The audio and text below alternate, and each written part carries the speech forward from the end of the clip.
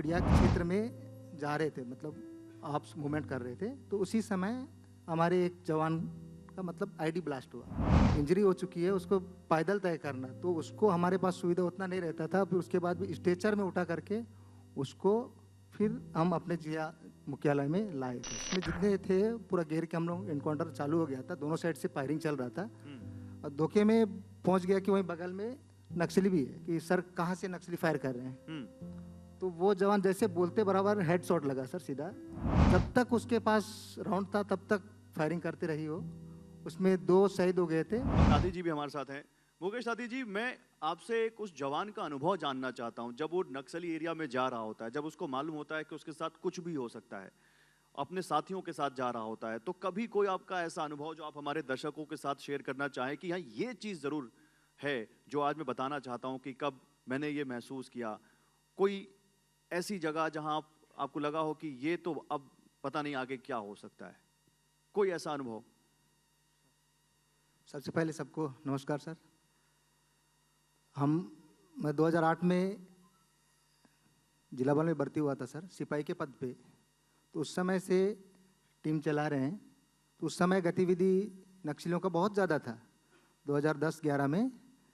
तो हम एक पुलिस में भर्ती हो गए, यानी अपने घर जाना भी बहुत दिक्कत होती थी सर, आने जाने में भी दिक्कत है। जब यहाँ दंतेवाड़ा से मैं बस बैठा तो मैं कोंटा पहुँचूँ तब तक लगते रहता था कि कहीं बस को रोक तो नहीं देंगे। इस टाइप का स्थिति था सर। तो वो धीरे धीरे 2017 से डीआरजी बहुत अच्छी मजबूत टीम बनी, उन्हीं के साथ मैं लीड करता हूँ। कम से कम मेरे टीम के साथ 60-70 रहते हैं।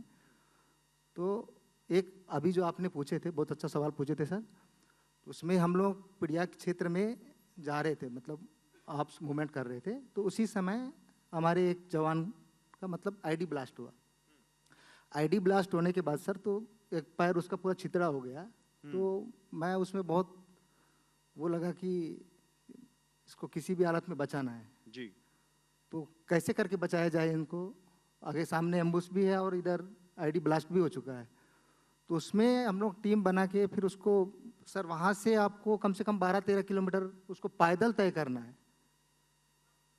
इंजरी हो चुकी है, उसको पैदल तय करना, तो उसको हमारे पास सुविधा उतना नहीं रहता था। फिर उसके बाद भी स्ट्रेचर में उठा करके उसको फिर हम अपने जिला मुख्यालय में लाए थे सर। एक वो है सर।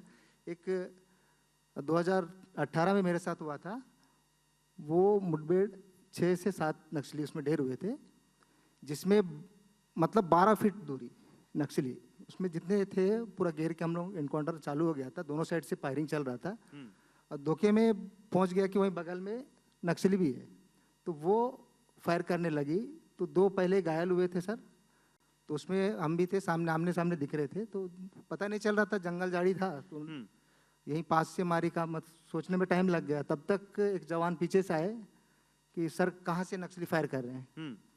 तो वो जवान जैसे बोलते बराबर हेड शॉट लगा सर सीधा, तो मेरे ऊपर गिरा। तो मुझे लगा अरे यार डरने वाला लड़का यहाँ कहाँ से आ गया। ऐसे करके देखता हूँ तो वो शहीद हो गया सर। ओहो। तो उसने मुझे बचाया उस दिन। आपके साथ ही? हाँ जी, उस दिन बहुत मुश्किल था। तो मतलब वो टारगेट रख के मार रही थी, हिट कर रही थी, बहुत ज़्यादा दूर नहीं थी, 6-7 मतलब 12 फीट की दूरी में थी। तो कम लगभग हम लोग सर उसको 6-7 घंटे लड़े।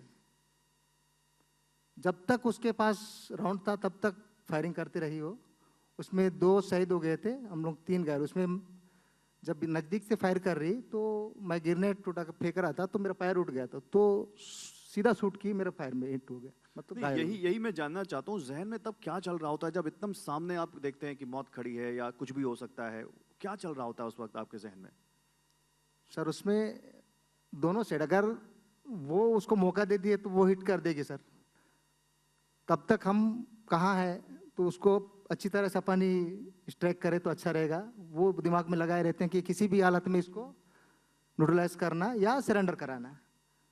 ये चल रहा होता है। हाँ, या तो न्यूट्रलाइज करवाना है या करना है या सरेंडर करवाना है। जी, जैसे वो फायर भी करते रहते हम पहला ऑप्शन देते हैं कि आप घिर गए हो, सरेंडर कर दो। तो जब नहीं मानते हैं तो दोनों साइड फायर चलता है, फिर अपन भी फायर करते हैं, उसमें मिलता है।